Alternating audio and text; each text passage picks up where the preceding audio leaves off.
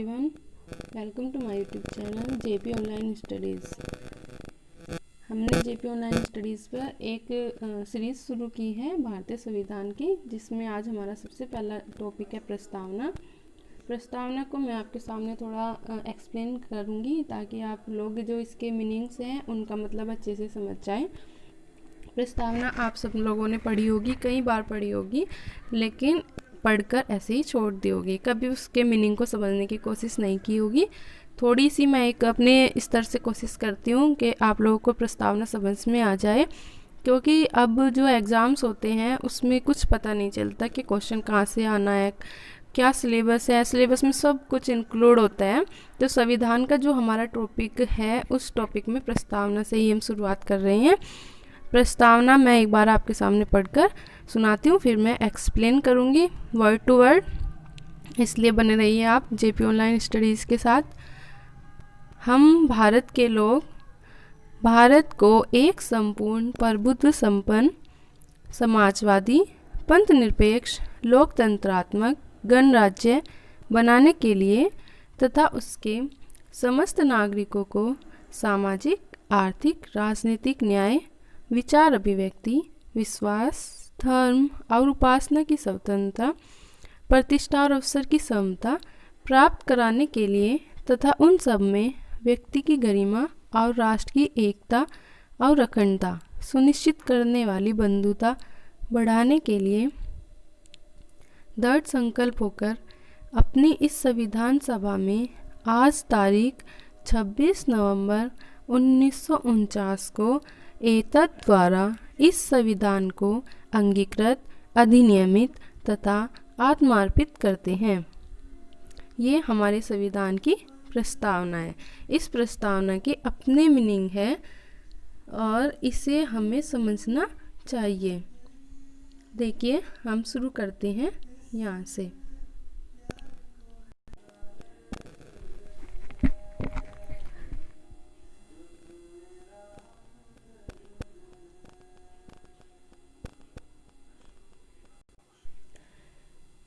हम भारत के लोग पूरी प्रस्तावना में भारत शब्द का इस्तेमाल सिर्फ 2 बार किया गया है, और वो भी पहली लाइन में किया गया है। पूरी प्रस्तावना में भारत का जो ऑफिशियल नाम है उसका प्रयोग किया गया है 2 जगह, भारत और भारत को। ठीक है, क्वेश्चन पेपर में इस तरह से आ जाता है, प्रस्तावना में भारत शब्द को यूज़ कितनी बार किया गया है, भारत शब्द को कितनी बार प्रयोग किया गया है, तब हमारा इसमें आंसर आएगा सिर्फ 2 बार। पूरी प्रस्तावना में भारत को 2 बार इस्तेमाल किया गया है। नेक्स्ट वर्ड है हमारा भारत को एक संपूर्ण प्रभुत्व संपन्न। प्रभुत्व संपन्न, इसका मीनिंग क्या होता है? देखिए, भारत जो है पहले अंग्रेजों का गुलाम रहा।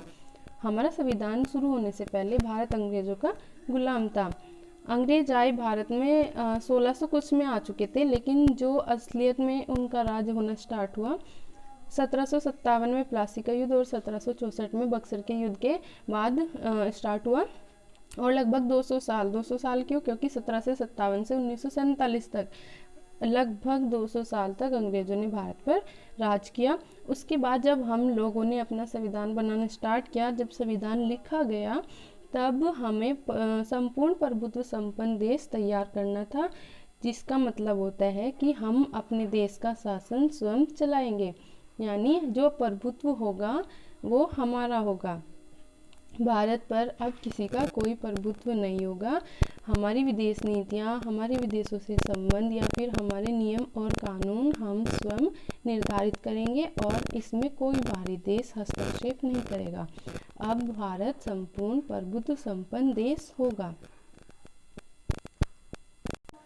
समाजवादी, दूसरा वर्ड है हमारा समाजवादी।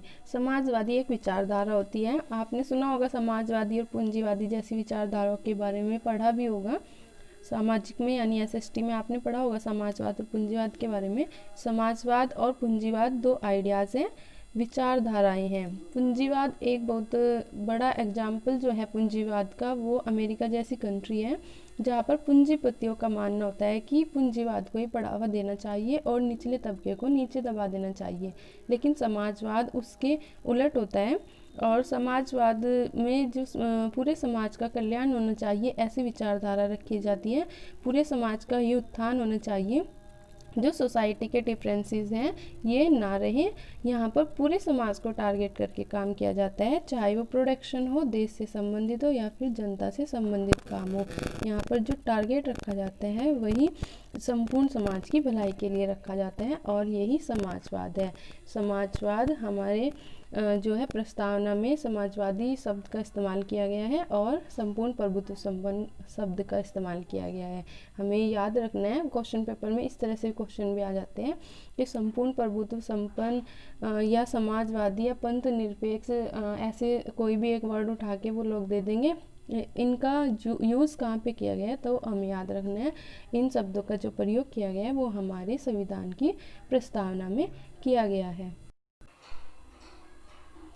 पंथ निरपेक्ष हमारा अगला वर्ड है पंथ निरपेक्ष। पंथ निरपेक्ष का मतलब होता है हमारे देश भारत का अपना कोई धर्म नहीं है। हमारा संविधान हमें किसी भी धर्म को मानने के लिए बाध्य नहीं करता, ना ही हमारे देश की गवर्नमेंट हमें फोर्स कर सकती है कि हम किस धर्म को मान सकते हैं या किस धर्म को हम नहीं मान सकते।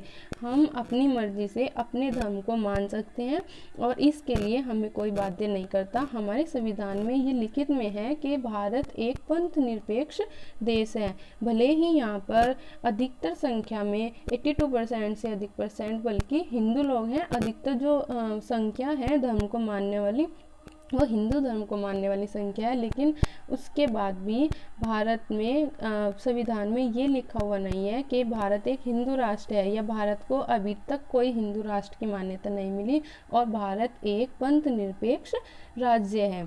इसके बाद वर्ड आता है लोकतंत्रात्मक। लोकतंत्र होता है लोगों का तंत्र, यानी हमारे देश में जो वास्तविक शक्ति है वो हमारी जनता में निहित है। आपने सुना भी होगा, जनता का जनता के लिए और जनता के द्वारा किया जाने वाला शासन ही प्रजातंत्र या लोकतंत्र है। अब्राहम लिंकन की सेइंग है, ये बहुत फेमस है, आप लोगों ने ज़रूर सुनी होगी। तो लोकतंत्र में जनता के हाथ में शक्ति होती कैसे है?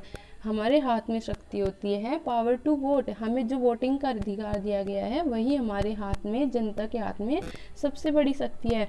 हम ही तो लाते हैं अपने देश के मुखिया को चुनकर, जो हमारे देश का वास्तविक मुखिया होता है पीएम, उनको चुनकर हमारे देश की जनता ही तो लेकर आती है, जिसे चाहे हम जिता सकते हैं, जिसे चाहे हम नहीं जिता सकते।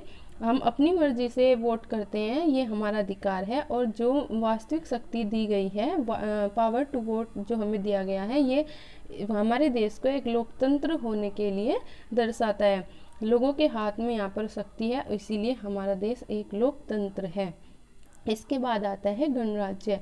गणराज्य क्या होता है?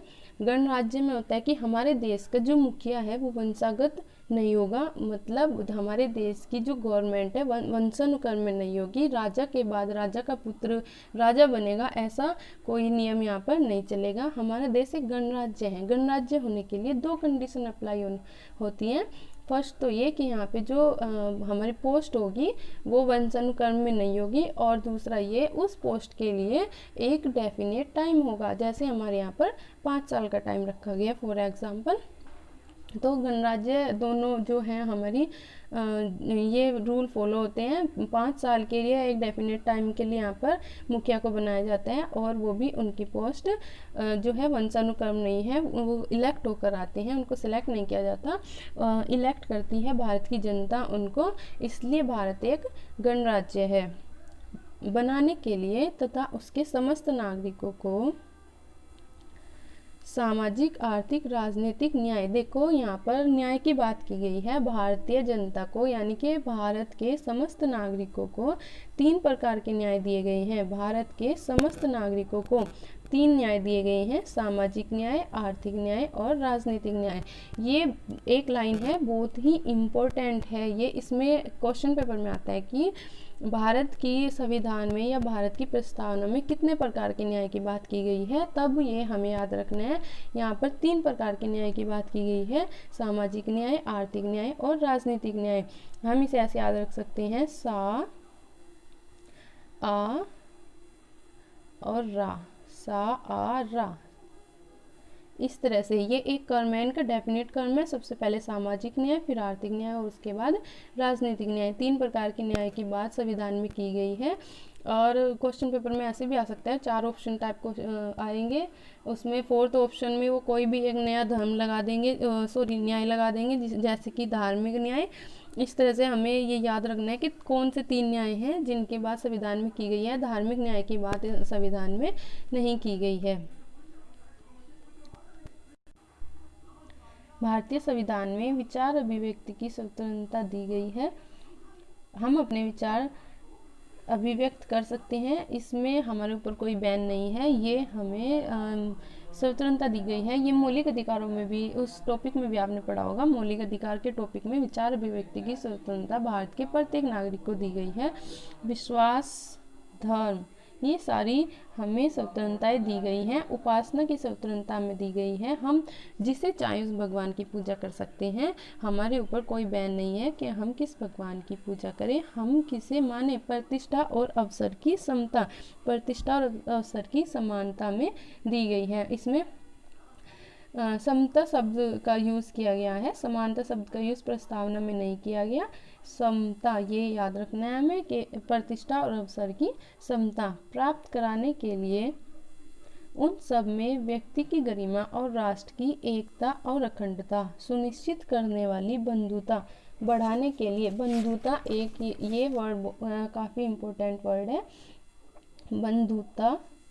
ये वर्ड कहाँ से आया? ये वर्ड आया है फ्रांस की क्रांति से। फ्रांस में बहुत पहले 1789 में एक राज्य क्रांति हुई थी। इसमें वर्ल्ड के सामने, पूरे संसार के सामने तीन नए शब्द आए। ये तीन नए शब्द थे समानता, स्वतंत्रता और बंधुता। इन्होंने समानता, स्वतंत्रता और बंधुता का नारा दिया। फ्रांस की क्रांति में तीन नए शब्द सामने आए, समानता, स्वतंत्रता और बंधुता, और ये बंधुता शब्द वहीं से लिया गया है। बंधुता बढ़ाने के लिए दृढ़ संकल्प होकर अपनी इस संविधान सभा में आज तारीख 26 नवंबर 1949 को कब अपनाया गया? संविधान की प्रस्तावना को अंगीकृत किया जा रहा है। संविधान की प्रस्तावना को 26 नवंबर 1949 को। ये तारीख भी काफ़ी इम्पोर्टेंट है और ये याद रखनी है। संविधान की प्रस्तावना को कब आत्मार्पित कर रहे हैं हम? 26 नवंबर 1949 को। एतत् द्वारा, एतत् का मतलब क्या होता है? अपने द्वारा। और अपने कौन है? संविधान सभा में उपस्थित लोग। और वो लोग किसका प्रतिनिधित्व कर रहे हैं? भारत की जनता का। यानी संविधान की प्रस्तावना को किसके द्वारा अधिनियमित किया जा रहा है? भारत की जनता के द्वारा। एतत् द्वारा इस संविधान को अंगीकृत, अधिनियमित और आत्मार्पित करते हैं। अंगीकृत मतलब इसको अडॉप्ट कर रहे हैं। संविधान की प्रस्तावना को हम अडॉप्ट कर रहे हैं। किस डेट को? 26 नवंबर 1949 को। कौन कर रहे हैं? भारत की जनता। और भारत की जनता को रिप्रेजेंट कौन कर रहा है? संविधान सभा के मेंबर। अधिनियमित कर रहे हैं। अधिनियमित का मतलब होता है लगभग लागू कर रहे हैं, पूरी तरह से लागू नहीं हुआ, लगभग लागू कर रहे हैं, क्योंकि संविधान हमारा 26 जनवरी 1950 को लागू हुआ था और यहाँ पर हम 26 नवंबर 1949 को प्रस्तावना, भारत की प्रस्तावना को अधिनियमित कर रहे हैं, यानी लगभग लागू कर रहे हैं। तथा आत्मार्पित करते हैं। आत्मार्पित मतलब स्वयं को अर्पित कर रहे हैं। स्वयं यानी भारत की जनता। भारत की जनता भारत की प्रस्तावना को आत्मार्पित कर रही है। एक बार फिर से क्विक रिवीजन ले लेते हैं। भारत की प्रस्तावना हम पढ़ रहे हैं आज। हम भारत के लोग यानी भारत की जनता, भारत को एक संपूर्ण प्रभुत्व संपन्न, पूरी लाइन में, पहली लाइन में भारत शब्द आया है 2 बार और उसके बाद पूरी प्रस्तावना में भारत शब्द का कहीं पर इस्तेमाल नहीं किया गया है। हम भारत के लोग भारत को एक संपूर्ण प्रभुत्व संपन्न का मीनिंग होता है स्वयं सत्ता को संभालना। समाजवादी यानी समाजवादी एक विचारधारा जिसमें लोगों के मन में एक सोच होती है, एक विचार होता है कि जो कल्याण होगा वो पूरे समाज का कल्याण होगा और उसमें किसी एक स्पेशल कास्ट के लिए या स्पेशल समाज के लिए कोई वर्क नहीं होगा, जो काम होगा पूरी सोसाइटी के लिए होगा। और समाजवादी एक विचारधारा है, ये आपको याद रखना है। प्रस्तावना में जिस समाजवादी शब्द का प्रयोग किया गया वो एक विचारधारा के रूप में किया गया है, व्यवस्था के रूप में नहीं किया गया है, क्योंकि भारत की व्यवस्था मिश्रित है। इसके बाद आता है पंथ निरपेक्ष। पंथ निरपेक्ष का मतलब इसका अपना कोई धर्म नहीं है, भारत का संविधान के अकॉर्डिंग कोई धर्म नहीं है, भारत एक पंथ निरपेक्ष राष्ट्र है। लोकतंत्रात्मक यानी जनता के लिए और जनता के द्वारा चलाए जाने वाला शासन। क्या हम कैसे चलाते हैं देश का शासन? पावर टू वोट यानी राइट टू वोट जो हमारे पास है वही हमारी जनता में शक्ति है। भारत में जो वोटिंग पावर जनता के हाथ में है वो इसकी एज पहले आप लोग जानते हैं 21 ईयर्स थी यानी 21 वर्ष थी, लेकिन 1989 में संविधान में 61वां संविधान संशोधन किया गया और इसकी एज को 18 साल कर दिया गया। इसलिए हम कह सकते हैं कि यहाँ पर जो तंत्र चलता है वो लोगों का तंत्र है और यहाँ पर लोकतंत्र है। गणराज्य, सबसे पहले तो गणराज्य को आप लोग लोकतंत्र और गणतंत्र या गणराज्य एक ही शब्द नहीं है, ये दोनों अलग अलग शब्द होते हैं। कई बार इसमें कन्फ्यूजन रहता है स्टूडेंट्स को कि लोकतंत्र और गणतंत्र एक ही है, ये दोनों अलग अलग हैं। लोकतंत्र अभी मैंने बताया, लोकतंत्र होता है लोगों का तंत्र और गणतंत्र होता है देश के मुखिया की पोस्ट का वंशानुगत नहीं होना। ये मतलब पिता के बाद पुत्र का राजा बनना, ऐसा नहीं है। हमारे देश में मुखिया को एक लिमिटेड टाइम के लिए बनाया जाता है, इसलिए जो है हमारा देश एक गणतंत्र है। और बनाने के लिए उसके समस्त नागरिकों को कितने प्रकार के न्याय दिए गए हैं? 3 प्रकार के न्याय दिए गए हैं। 3 प्रकार के न्याय की यहाँ पर बात की गई है, सामाजिक, आर्थिक और राजनीतिक न्याय। विचार, अभिव्यक्ति, विश्वास और धर्म, हमें ये स्वतंत्रताएं दी गई हैं। हम अपने विचार अभिव्यक्त कर सकते हैं, विश्वास की स्वतंत्रता हमें दी गई है। धर्म, हम किसी भी धर्म को मान सकते हैं, ये स्वतंत्रता हमें दी गई है। उपासना की स्वतंत्रता दी गई है। प्रतिष्ठा और अवसर की समता प्राप्त कराने के लिए और उन सब में व्यक्ति की गरिमा और राष्ट्र की एकता और अखंडता सुनिश्चित करने वाली बंधुता शब्द आपको याद रखना है। अगर पेपर में पूछा जाएगा कि बंधुता शब्द को कहाँ से लिया गया है, ये फ्रांस की जो क्रांति हुई थी उससे बंधुता शब्द को लिया गया है। दृढ़ संकल्प होकर अपनी संविधान सभा में आज कब अंगीकृत किया गया है? आपको ये डेट याद रखनी है, काफ़ी इम्पोर्टेंट डेट है। 26 नवंबर 1949, 26 नवंबर 1949 को एतद द्वारा यानी अपने द्वारा इस संविधान को क्या किया गया? अंगीकृत, एडॉप्ट किया गया, अधिनियमित किया गया, लगभग लागू किया गया और आत्मार्पित किया गया।